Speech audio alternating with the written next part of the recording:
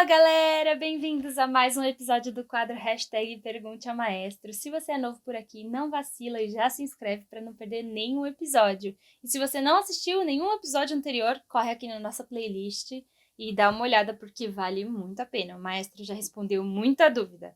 Se tiver alguma dúvida que ele ainda não respondeu, deixa aqui no box de comentários que a gente está sempre de olho para responder nos próximos episódios, tá bom? Não deixa de curtir esse vídeo, gente, que é muito importante para ajudar a gente aqui no YouTube. E compartilha nas redes sociais com seus amigos para mais pessoas virem fazer parte desse quadro junto com a gente, tá bom? Vem comigo! Hashtag Pergunte ao Maestro. Maestro, tenho exercitado o high belting até o dó sustenido 4 há 3 meses e aos poucos tentando aplicar no canto, bem como sou. Mas às vezes ainda sinto um pouco de fadiga e minha voz tende a ficar soprosa. A sonoridade melhorou muito e sinto uma evolução considerável. Só que por não conseguir ainda esse 100%, me frustra um pouco. Será que estou deixando a ansiedade me atrapalhar? Pode me ajudar, por favor? Ah, o Fábio te mostrou as figurinhas? A da Solange é a minha preferida. Dou muitas risadas com suas caras e bocas contando os causos. Por isso não resisti. Mas são com carinho, viu? Ah, eu amei, eu amei. Eu tenho um monte no meu celular agora de todos os memes que você fez. Tem muitos. Eu achei muito divertido. Eu vou te responder. Eu sei que você está fazendo aula de belting contemporâneo pelo seu texto, mas eu vou te responder até com eu já respondi em outra pergunta. Você pode conseguir fazer high belting usando o cover do soul de borda densa e de borda tênue. E não só cover belting puro ou soul, sabe? Então você precisa... Você não tá se frustrando porque tá deixando o psicológico agir. Estão faltando algumas musculaturas, talvez, para você acessar. E talvez não seja a hora, e o teu professor não está querendo fazer porque não seja a hora, que ele não te acha ainda preparado musicalmente ou vocalmente para fazer, entendeu? Tem um pouquinho de paciência. Eu queria aproveitar a sua pergunta para falar sobre frustração. Alguém perguntou um dia para mim, não no Pergunte ao Maestro, num curso, o que você acha mais difícil em ser um educador da voz? E aí eu respondi, lidar com a frustração do aluno. É muito difícil. Porque às vezes você, como professor, está enxergando um futuro para ele que vai demorar um pouquinho, mas que vai chegar. E ele está ansioso e às vezes ele quer passar por cima daquilo e ele se frustra. Então, o que eu faço com os meus alunos? Quando eles estão se frustrando com alguma coisa, eu mudo de caminho para que ele tenha sempre vontade de fazer. Porque senão eu falo, continua estudando isso aqui, mas não põe na música ainda, vamos fazer isso aqui. Vamos trabalhar esse subgrafo para você ser um Barry tenor mais escuro, e saio dali. Porque é muito importante que, além de que você trabalhe sua musculatura, trabalhe exercícios, exercitar isso também é difícil. Tem a ver com autoestima, tem a ver com uma série de coisas, tem a ver com como você se enxerga e às vezes eu vejo que alguns alunos meus não têm nem a paciência necessária para fazer.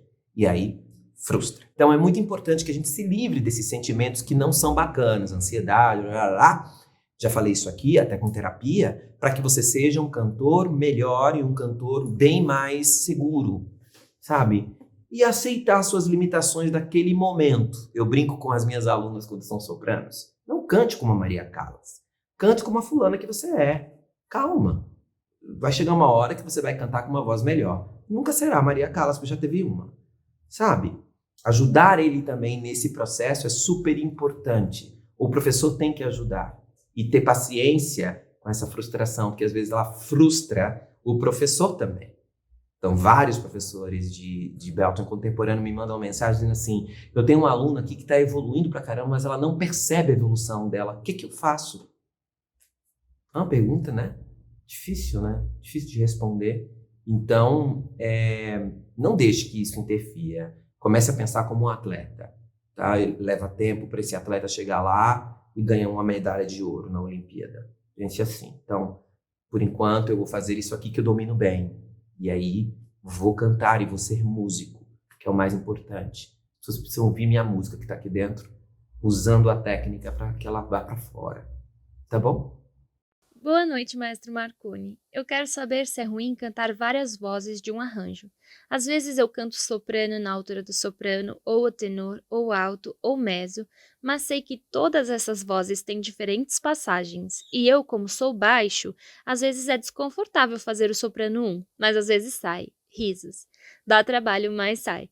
Me disseram que por ser baixo eu não conseguiria cantar nem no médio, que essa região que predomina o barítono já seria ruim, porque eles não teriam um centro na voz com qualidade.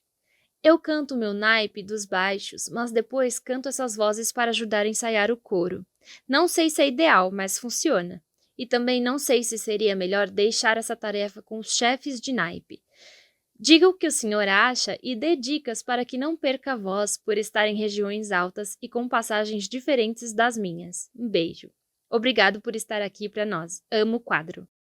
Que bom, que boa pergunta. Me pareceu, enquanto você estava fazendo a pergunta, que você era ou maestro ou ensaiador, ou chefe de naipe, né?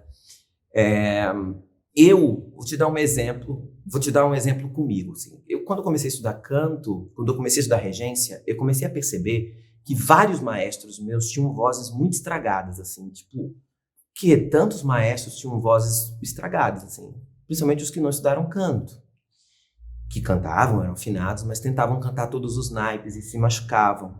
E aí eu comecei a estudar canto, comecei a pensar, não, eu preciso cuidar da minha voz para fazer isso. Então, num primeiro momento eu pensei, se eu tiver técnica, como eu tenho as notas, eu vou conseguir cantar soprano, contralto, tenor e baixo sem problema, dependendo do repertório. Tá bom. Depois eu percebi que não havia necessidade de eu fazer isso, se eu tivesse bons chefes de naipe. Então, o que eu faço? Hoje no meu ensemble, o Ensemble Estúdio Marconi Araújo, eu dou exemplo nos baixos, eu dou exemplo nos tenores, nos contraltos e nos sopranos. Mas eu dou exemplo de placement. Eu quero a voz aqui. Eu quero que você faça isso aqui. E não cantar a linha inteira para eles. Porque eu tenho 4 bons assistentes, chefes de naipe, mais 2 maestros assistentes. Nossa, bem, né? Os maestros devem estar morrendo aqui. Nossa, ele tá bem, né? Graças a Deus, são meus colaboradores. Tá? Além de equipe de produção. Que aí eu tenho Fábio, Tati e Sami. Precisa haver essa estrutura numa associação coral para que o maestro se poupe. Pianista, entendeu? Então, a gente precisa ter isso. Graças a Deus eu tenho. Então, o que eu faço às vezes? Tem um tempo, às vezes demanda um pouquinho de tempo orientando o chefe de naipe. Então, fulana, eu quero que você faça essa linha aqui, mas eu não quero que você gire isso aqui, tá? Quando você for gravar para eles, peço para gravar. Eu dou uma orientada, sabe? É muito melhor fazer isso do que eu cantar isso tudo para quê? Como cantor, eu quero cantar o meu repertório na minha tessitura. Então, se você é baixo e atinge essas notas, a pergunta é, você é realmente baixo? Se você faz os graves com ajuste e você não é baixo, pode ser, não estou desmerecendo a sua classificação, estou chutando. Você pode conseguir fazer notas bem agudas. E se tem baixos que têm flageolê quando estão na borda tênue. Tá? Eu tenho um aluno que tem. E é mais fácil para ele fazer, às vezes, uma nota de contralto do que a dele mesmo na voce plena. Então, dar um exemplo ou outro, acho legal você mostrar placement, sabe? Gente, eu quero esse timbre aqui. É legal. Mas ficar fazendo isso pode dar uma fadiga e o resultado não ser tão bom. Você diz para mim, sai. Você quer só que saia? Não, você quer que saia bom, você quer que saia incrível, você quer que saia lindo, não é? E então eu não acho necessário. Gostei da sua ideia, que você disse de deixar que o chefe de naipe faça isso. Então, às vezes, como maestro, você só precisa ter um tempo para orientar o chefe de naipe. E no meu caso do ensemble, às vezes eu tenho mais de um chefe de naipe, dependendo do estilo. Por exemplo, às vezes, para gravar para o soprano, eu tenho uma soprano mais lírica para cantar um repertório lírico e uma soprano mais soprano belter para cantar um repertório mais pop. E as duas gravam para esse mesmo naipe. Às vezes é uma ideia. Outra coisa, eles mandam para mim para eu ouvir como é que está, se é realmente aquilo e o placement que eu pedi. Mas não deixei de fazer placement, tá? Tô cantando ainda o placement do soprano, o placement do contralto, o placement do tenor, o placement do baixo. Mas eu não fico cantando. Porque o que mais fadiga no ensaio para mim É falar o tempo inteiro e ficar cantando um monte de vozes. Isso fadiga. A fala fadiga, né? Então, é importante a gente saber, o maestro também, cuidar do seu cristalzinho. Ah, eu não sou cantor profissional, eu sou maestro profissional. Tá, mas você precisa ter seu cristalzinho pronto para você poder usar. Até quando você está com orquestra. Você vai cantar com orquestra desafinando, porque você não está chegando nas notas. Você tem que ter uma voz legal, não é? Então, vamos falar sobre isso? Poupe. Se você puder poupar, melhor. Tá bom? Olá, maestro, tudo jóia? Eu adoro assistir seus vídeos. É gratificante a sensação de estar sempre aprendendo algo novo aqui. Então, minha dúvida é sobre drives. O estilo musical que eu mais me identifico é um rock melódico e acústico. E todos os artistas que eu ouço usam essa técnica e me sinto na obrigação de aprendê-la. E o meio que optei para desenvolver o drive foi o Fry. Porém, quando eu tento reproduzir e subir a tonalidade, ele quebra. Isso seria devido a eu usar pouco apoio? Ou tem um jeito específico de fazer e não me falaram? O senhor teria algum exercício que me ajudasse nessa questão? Desde já agradeço a atenção. Olha, então, vou te falar uma coisa. Exercício de drive na internet, ou tem um monte, tá? Eu não dou. Porque você vai tentar fazer um som que soa agressivo, mas não é agressivo, e você está fazendo errado. Quando você diz que quebra, eu prefiro do que você diz aí, eu sinto vontade de tossir, por exemplo, ou eu sinto desconforto. Quebrou, tudo bem, mas assim, quebrou foi para uma borda mais tênue. Então, posso te dar algumas orientações aqui, mas exercício não vou dar, tá? Você precisa fazer com alguém que esteja te escutando. Porque quando o meu aluno está fazendo drive, ele começa e fala, não, pode parar, não é isso não, pode parar. Antes que ele se machuque, tem que ser feito antes que ele se machuque, tá? Algumas coisas que ajudam. Começar a fazer drive pelos subregistros de borda tênue é sempre melhor. Então, health belting. Pega uma nota aguda de health belting para começar a fazer com o teu professor capacitado. Uso excessivo da cavidade nasal. Se ele está amparado por uma boa cavidade oral, vai ajudar com que você tenha a melhor sensação para a manutenção do fry. É por isso que às vezes a pessoa não consegue. Ela faz... quando ela vai para lá, o fry some.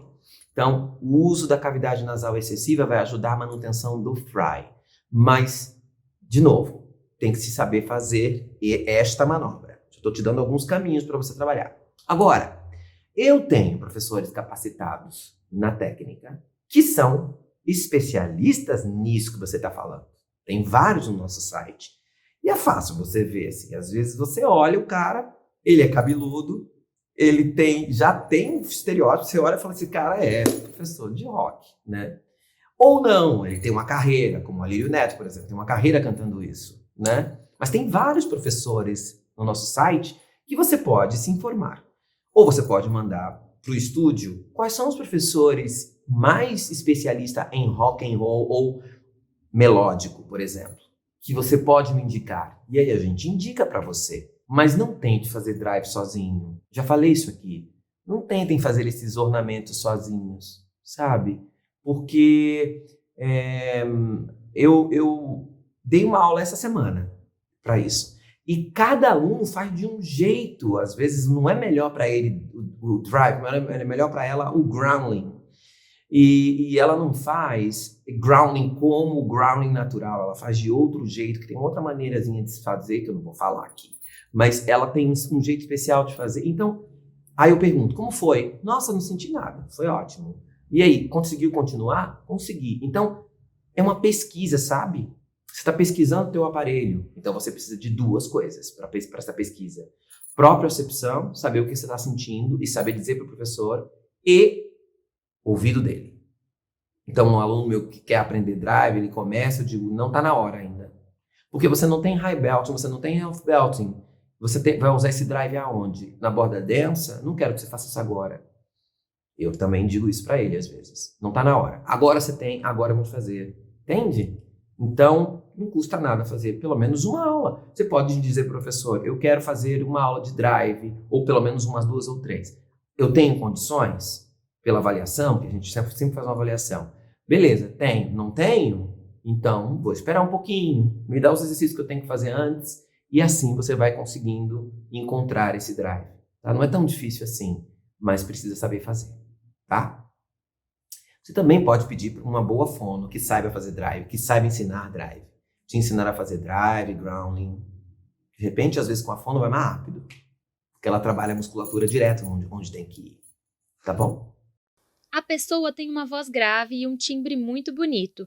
Desafina muito em partes bem lineares e fáceis da música. Os agudos são difíceis, tipo como se não soubesse que é aquela nota a ser alcançada.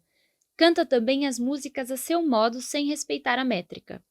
Tanto para o homem ou para a mulher, isso tem a ver com hormônios, fraqueza muscular para alcançar agudos ou falta de estudo e preparação para o que se executa? Não tem a ver com isso não. Tem a ver com o seu hábito musical. Quando a pessoa não afina, tem vários tipos de desafinação, tá? Eu falo sobre esses vários tipos de desafinação no curso de capacitação dos professores, para eles entenderem que existem vários tipos de approach com relação à desafinação. Mas tem um que é aquele que a pessoa não pega o tom. Então, e aí você fala assim, o, ele, o. Não, faz o. Ele nem fez duas notas. Então ele não reconhece. Significa que o seu cérebro não reconhece isso. O afinado, você faz o. Ele repete imediatamente. Então, por quê? Porque ele já tem uma referência lá dentro, no cérebro, guardadinho na sua biblioteca de sons. Você precisa criar essa biblioteca de sons. E os agudos, não tem como você ajustar o agudo, que o agudo é difícil. Se ajustar o agudo com técnica, se você não consegue nem saber que nota é no agudo. Então, eu sempre falo dos 5 elementos que eu trabalho num cantor que eu acho imprescindível. A afinação é o primeiro e é uma ordem. Já falei sobre isso, mas eu vou falar de novo.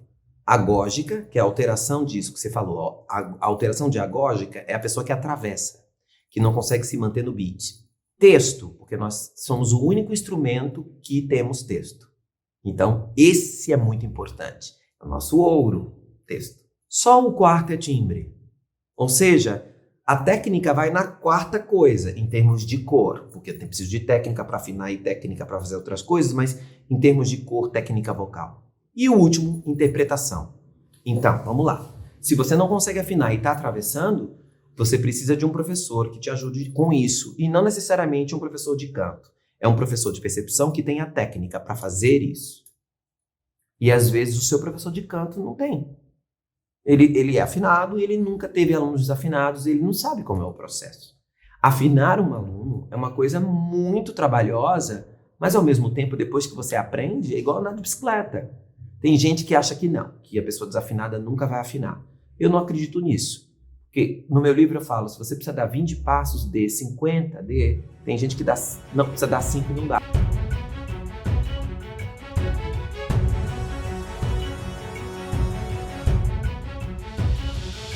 Sabe? Então, é mais trabalhoso? É, mas vai chegar uma hora que você vai curtir, né, os frutos disso. Se a voz é de baixo e é bonita, por exemplo, acontece muito, tá? Principalmente com baixos.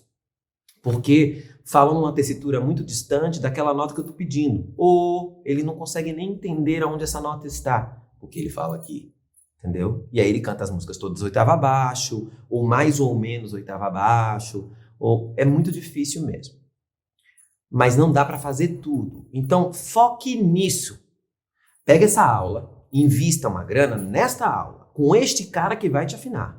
Senão você vai perdendo tempo, vai fazendo aula, a voz vai melhorando, mas nunca fica afinado. E um cantor que não afina, não dá para trabalhar, entendeu? Então, procure esse profissional que vai te ajudar. Eu não estou desmerecendo o seu professor, de jeito nenhum.